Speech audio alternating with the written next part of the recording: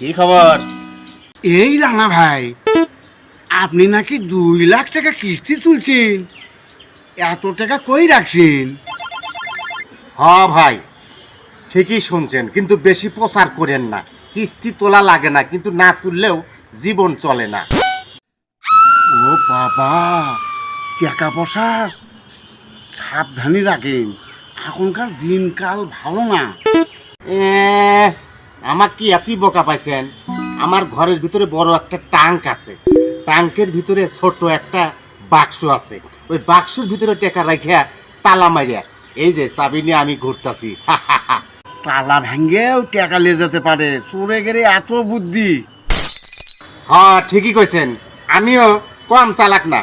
তালা যেহেতু ভাঙতে না পারে, তাই আমি তালা সাথে করে নিয়ে ঘুরতেছি।